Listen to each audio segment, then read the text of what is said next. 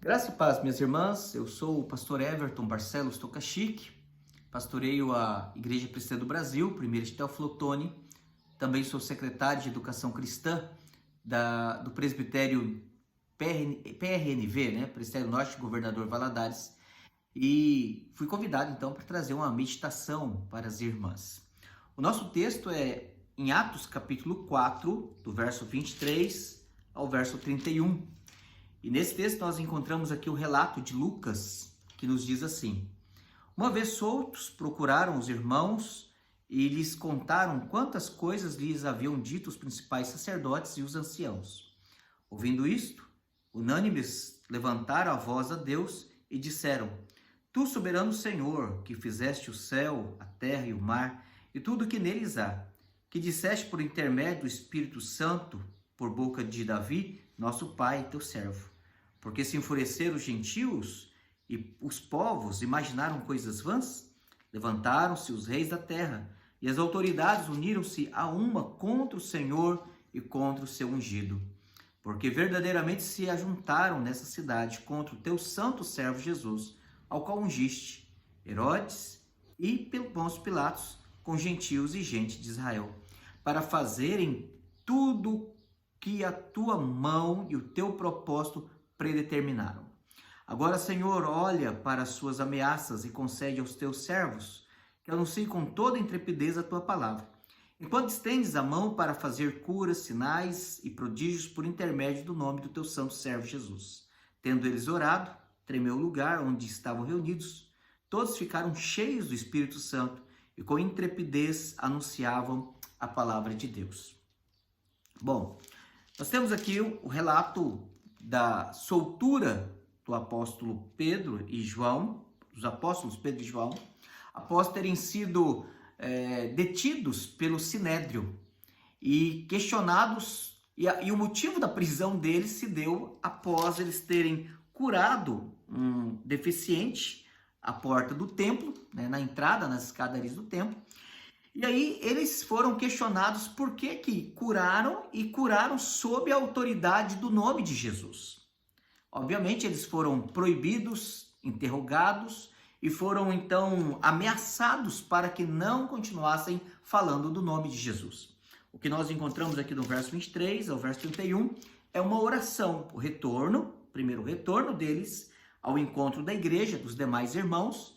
E nesse encontro, então, eles relataram o ocorrido da cura, a prisão e as ameaças que os anciãos e os sumos sacerdotes, conforme nós vemos aqui no verso 5, verso 6, os seus algozes, né, que estavam então tentando intimidá-los, impedi-los de pregar o evangelho e pregar sob a autoridade do nome de Cristo.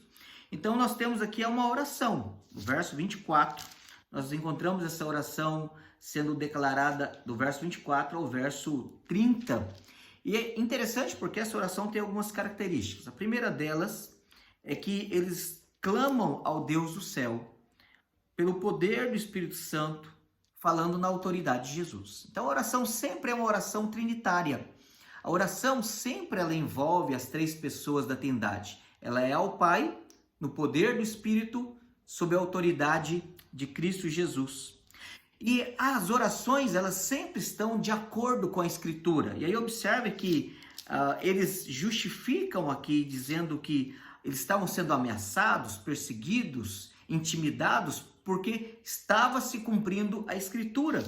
E eles citam então, na oração, o Salmo 2, do verso 1 a 2, aqui na segunda metade do verso 25, e o verso 26. Em que fala a respeito do cetro, do senhorio, do governo, da autoridade de Cristo e a rebeldia e a resistência das nações e dos reis e dos poderosos contra Cristo. Então, Cristo, ele é o Senhor. Então, nós oramos, segundo a Trindade, oramos uma oração que sempre é trinitária, oramos sempre de acordo com a Escritura e sempre oramos para que Deus cumpra o propósito dele, né? Verso 28 diz: para fazerem tudo que a tua mão e o teu propósito predeterminaram. A oração, ela não é um ato em que nós movemos Deus, movemos a mão de Deus, mas a oração é um meio de graça. em que ao orarmos, Deus cumpre o propósito dele, daquelas bênçãos que ele predestinou antes da fundação do mundo. Lembra lá de Efésios capítulo 1, verso 3. Ele tem guardado essas bênçãos antes da fundação do mundo, predestinadas aos predestinados para alcançarmos. E quando nós oramos, Deus então ativa essas bênçãos para que elas nos alcancem. E aí sim, nós oramos e essas bênçãos nos alcançam para que tenhamos autoridade, para que tenhamos poder, para que sejamos consolados, para que sejamos fortalecidos e para que, acima de tudo, o nome de Cristo seja glorificado.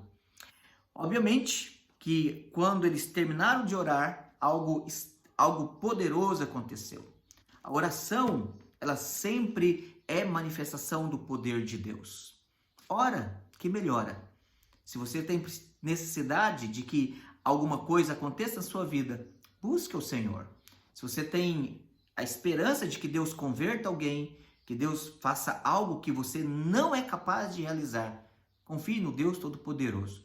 Ele liberta, Ele transforma, Ele consola, Ele cumpre a sua vontade que Ele predeterminou e nos nossos dias Ele realiza soberanamente o seu santo, soberano e perfeito querer. Que Deus abençoe vocês e que Deus possa atender às suas orações.